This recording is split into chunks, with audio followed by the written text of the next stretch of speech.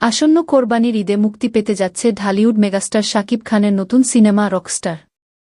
আর এ নিয়ে দর্শকদের আগ্রহ অনেকটাই। এমন সময়ে চমকে দিলেন নায়ক। আজ শনিবার নিজের ফেসবুক পেজে মাত্র ৫৪ সেকেন্ডের একটি ভিডিও প্রকাশ করেন শাকিব। সেখানেই দেখা যায় রকস্টার সিনেমার মোশন পোস্টার। সঙ্গে দিলেন সিনেমাটি নিয়ে এক বিশেষ বার্তাও। ভিডিওর শুরুতে দেখা যায় ঝড়বৃষ্টি, সঙ্গে বাজছে ইলেকট্রিক গিটারের ঝংকার। এরপর আসে একটি কনসার্টের আবহ, যেখানে হাজির হয় রকস্টার শাকিবের অ্যানিমেটেড অবয়ব। কনসার্টে উপস্থিত হওয়া অসংখ্য দর্শকের মাঝে গান গাইছেন রকস্টার। গানের কথায় শোনা যায়, আমাকে পুড়িয়ে দেও, আমাকে ভাসিয়ে দেও। এরপরই আসে মোশন পোস্টার, যেখানে উল্লেখ করা হয় আগামী ৫ মে প্রকাশিত হতে যাচ্ছে রকস্টার সিনেমা টিজার।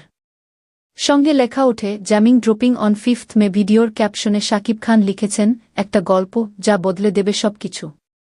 আসছে খুব শিগগিরই। সান কমিউনিকেশনের প্রযোজনায় আয়মান আসিফ স্বাধীনের চিত্রনাট্যে নতুন সিনেমা রকস্টার পরিচালনা করছেন আজমান রুশো।